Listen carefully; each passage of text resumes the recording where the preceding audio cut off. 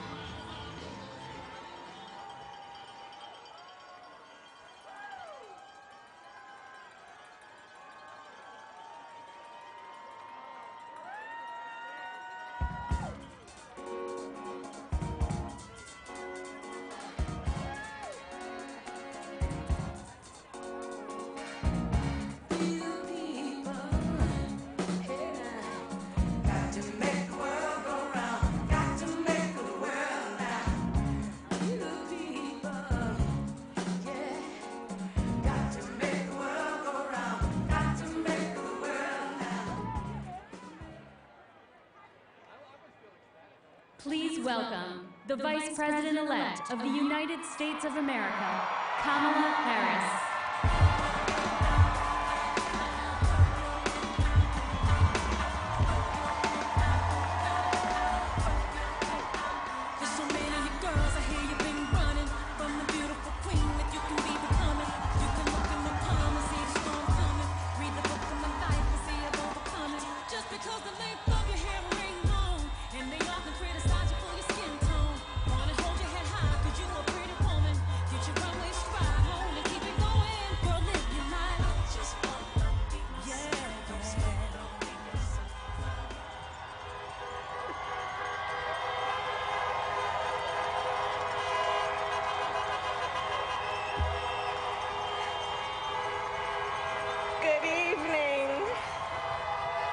Good evening.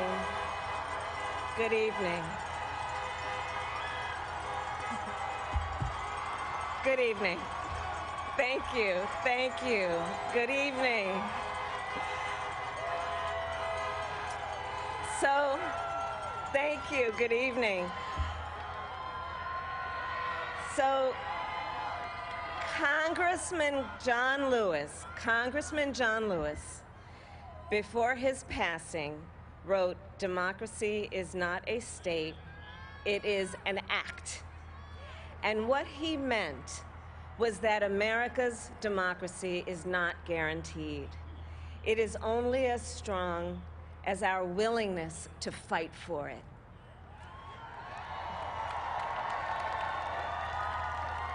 To guard it and never take it for granted. And protecting our democracy takes struggle, it takes sacrifice, but there is joy in it, and there is progress, because we, the people, have the power to build a better future.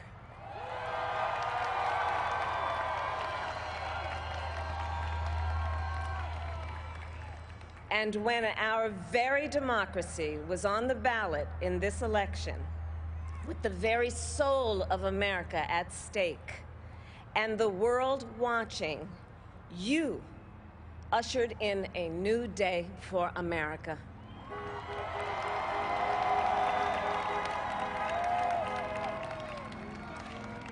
To our campaign staff and volunteers, this extraordinary team, thank you for bringing more people than ever before into the democratic process.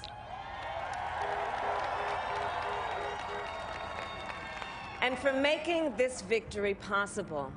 To the poll workers and election officials across our country who have worked tirelessly to make sure every vote is counted, our nation owes you a debt of gratitude.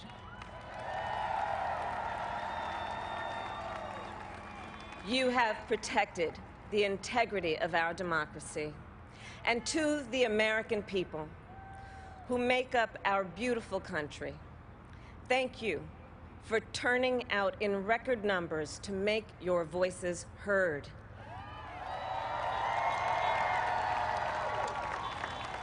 And I know times have been challenging, especially the last several months.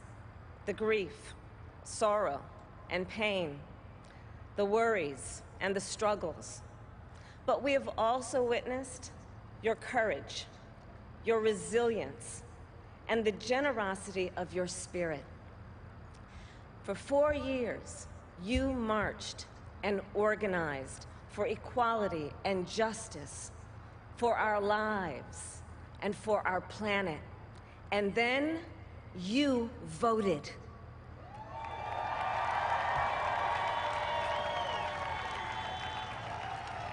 And you delivered a clear message. You chose hope and unity, decency, science, and yes, truth.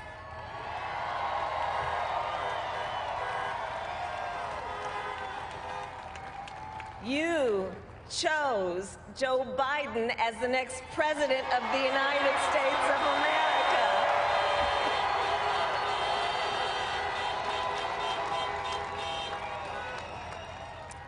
And Joe is a healer, a uniter, a tested and steady hand, a person whose own experience of loss gives him a sense of purpose that will help us as a nation reclaim our own sense of purpose. And a man with a big heart who loves with abandon. It's his love for Jill, who will be an incredible First Lady.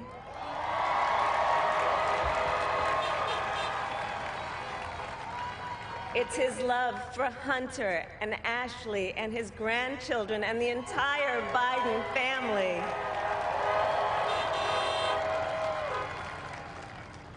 And while I first knew Joe as vice president, I really got to know him as the father who loved Bo, my dear friend who we remember here today. And to my husband, Doug,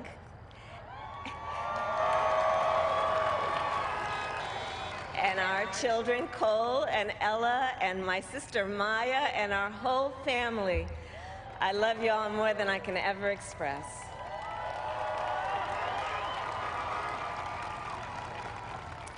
We are so grateful to Joe and Jill for welcoming our family into theirs on this incredible journey.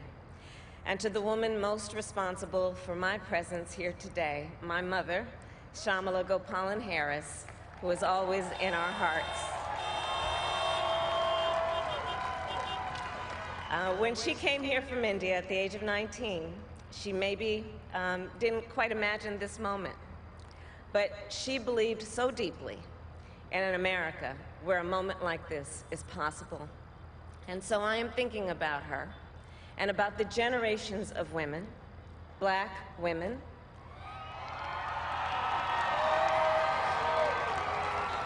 Asian, white, Latina, Native American women who throughout our nation's history have paved the way for this moment tonight. Women who fought and sacrificed so much for equality and liberty and justice for all, including the Black women who are often, too often, overlooked, but so often prove they are the backbone of our democracy.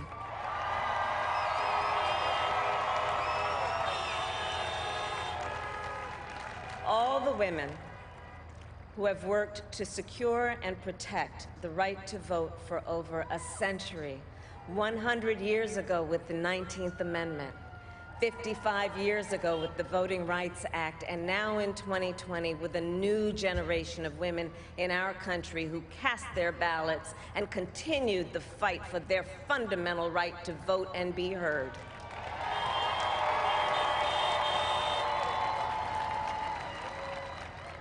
Tonight I reflect on their struggle, their determination, and the strength of their vision to see what can be unburdened by what has been. And I stand on their shoulders.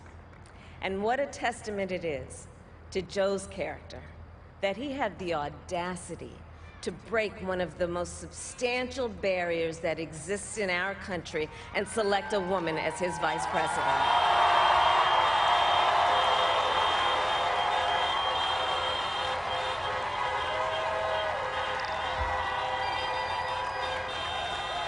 But while I may be the first woman in this office, I will not be the last.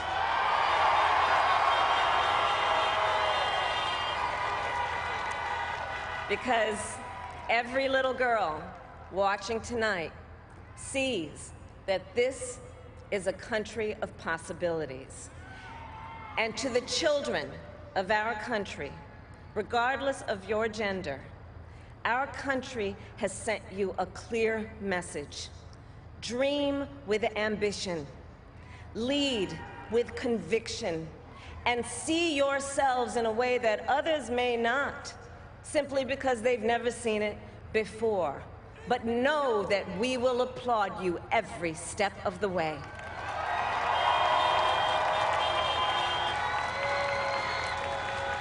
And to the American people, no matter who you voted for, I will strive to be a vice president like Joe was to President Obama, loyal, honest, and prepared, waking up every day thinking of you and your family.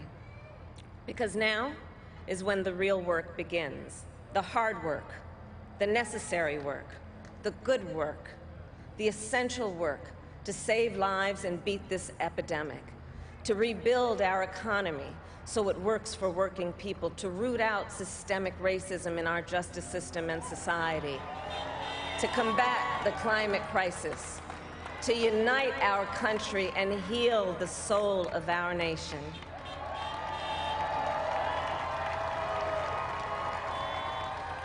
And the road ahead will not be easy, but America is ready, and so are Joe and I.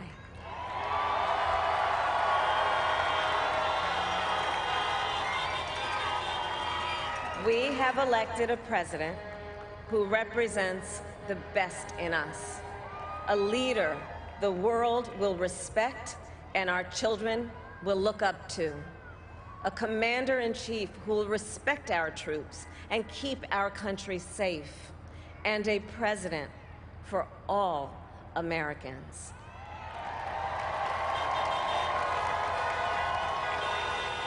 And it is now my great honor to introduce the President-elect of the United States of America, Joe Biden.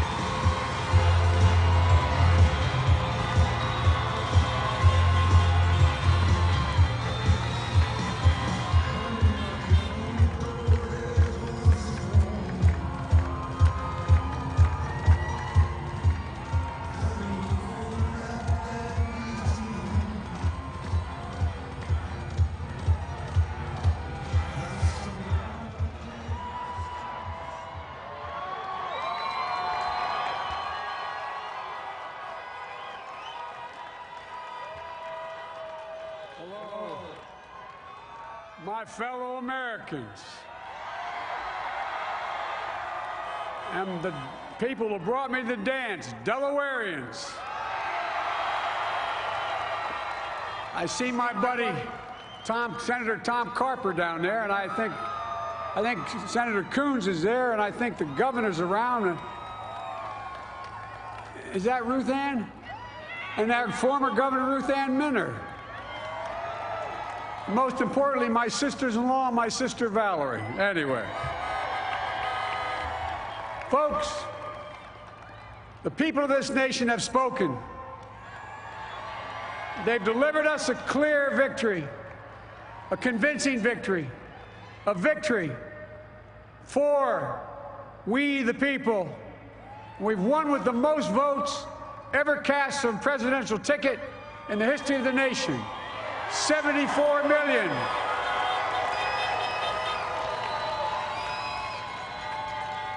What I must admit has surprised me.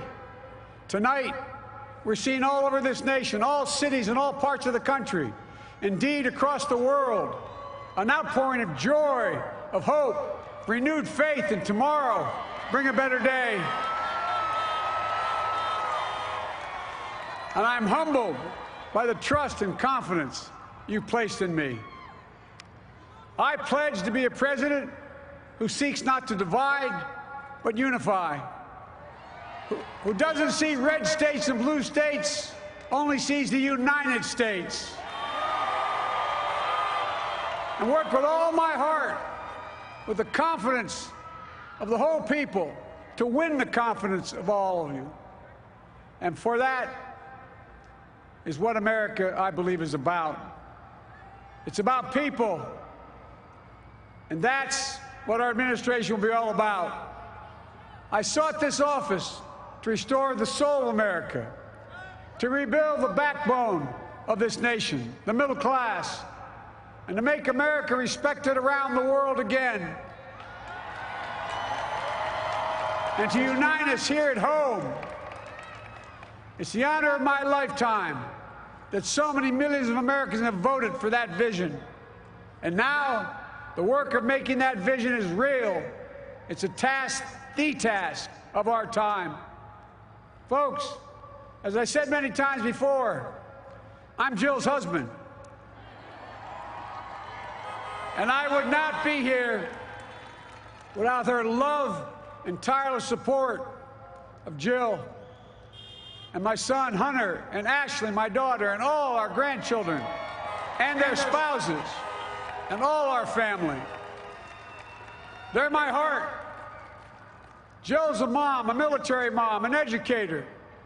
And she has dedicated her life to education. But teaching isn't just what she does, it's who she is.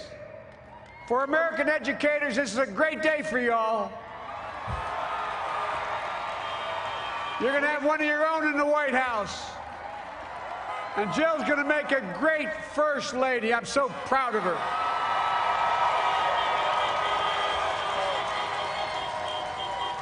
And I'll have the honor of serving with the fantastic Vice President who you just heard from, Kamala Harris, who makes history as the first woman, first black woman, the first woman from South Asian descent, the first daughter of an immigrant ever elected in this country. Don't tell me it's not possible in the United States. It's long overdue. And we're reminded tonight of those who fought so hard for so many years to make this happen. But once again, America's bent the arc of the moral universe more toward justice. Kamala, Doug, like it or not, your family, you become an honorary Biden. There's no way out. All those of you who volunteered and worked the polls in the middle of this pandemic, local elected officials, you deserve a special thanks from the entire nation. And to my campaign team and all the volunteers and all who gave so much of themselves to make this moment possible, I owe you. I owe you. I owe you everything. And to all those who supported us, I'm proud of the campaign we built and ran. I'm proud of the coalition we put together, the broadest and most diverse coalition in history. Democrats, Republicans, independents, progressives, moderates, conservatives, young, old, urban, suburban, rural, gay, straight, transgender, white, Latino, Asian, Native American. I mean it, especially for those moments, and especially for those moments when this campaign was at its lowest ebb. The African-American community stood up again for me. You've always had my back, and I'll have yours. I said at the outset, I wanted to represent this campaign to represent and look like America. We've done that. Now that's what I want the administration to look like and act like. For all those of you who voted for President Trump, I understand the disappointment tonight. I've lost a couple times myself. But now, let's give each other a chance. It's time to put away the harsh rhetoric, lower the temperature, see each other again, listen to each other again. And to make progress, we have to stop treating our opponents as our enemies. They are not our enemies. They are Americans. They're Americans. The Bible tells us, to everything there is a season, a time to build, a time to reap and a time to sow, and a time to heal. This is the time to heal in America.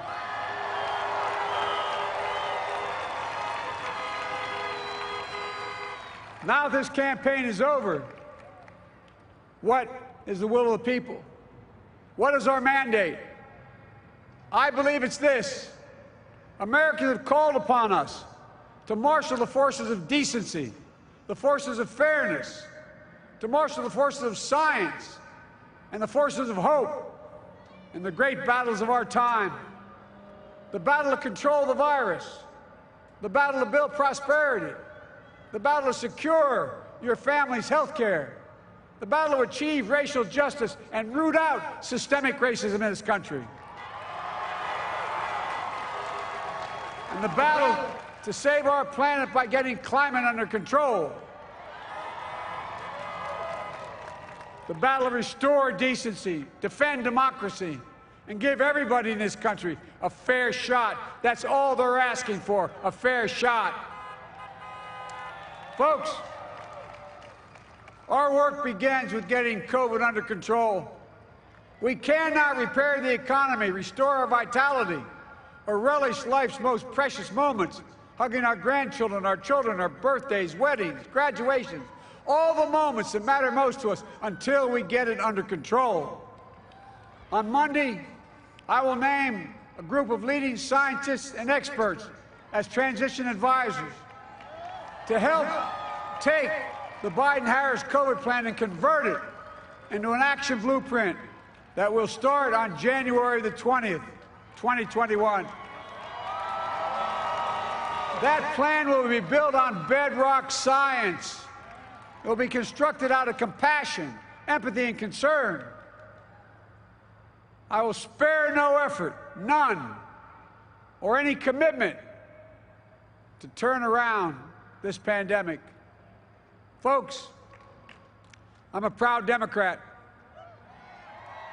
but I will govern as an American president.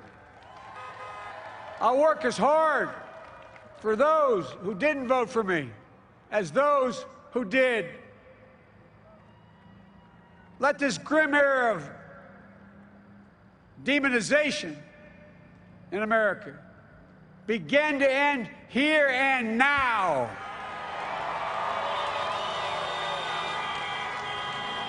The refusal of Democrats and Republicans to cooperate with one another, it's not some mysterious force beyond our control. It's a decision, a choice we make. And if we can decide not to cooperate, then we can decide to cooperate. And I believe that this is part of the mandate given to us from the American people. They want us to cooperate in their interest. And that's the choice I'll make. And I'll call on Congress, Democrats and Republicans alike, to make that choice with me. The American story is about slow yet steadily widening the opportunities in America. And make no mistake, too many dreams have been deferred for too long. We must make the promises of the country real for everybody, no matter their race, their ethnicity, their faith, their identity, or their disability. Folks, America has always been shaped by inflection points, by moments in time where we've made hard decisions about who we are and what we want to be. Lincoln in 1860, coming to save the Union. FDR in 1932, promising a beleaguered country a new deal. JFK in 1960, pledging a new frontier. And 12 years ago, when Barack Obama made history, he told us, yes, we can. Well, folks, we stand at an inflection point. We have an opportunity to defeat despair, to build a nation of prosperity and purpose. We can do it. I know we can. I've long talked about the battle for the soul of America. We must restore the soul of America. Our nation is shaped by the constant battle between our better angels and our darkest impulses. And what presidents say in this battle matters. It's time for our better angels to prevail. Tonight, the whole world is watching America.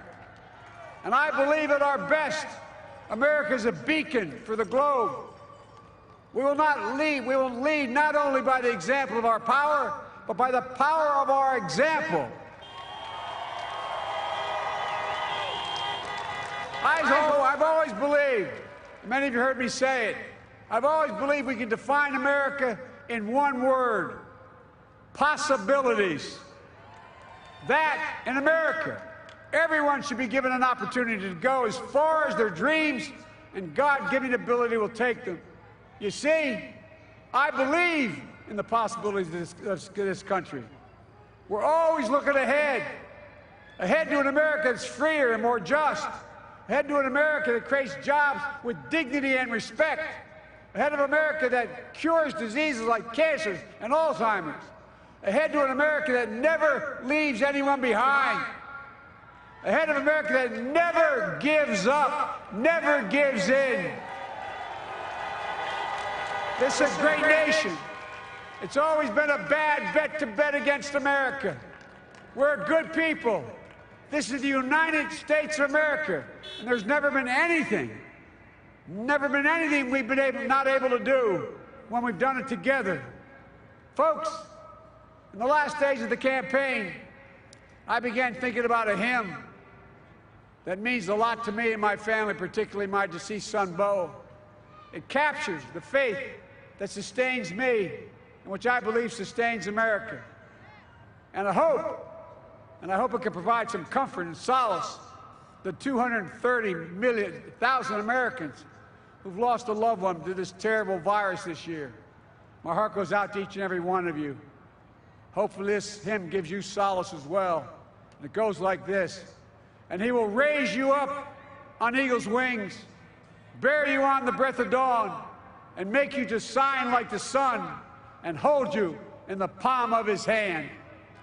And now together, on eagle's wings, we embark on the work that God and history have called upon us to do, with full hearts and steady hands, with faith in America and in each other, with love of country, a thirst for justice.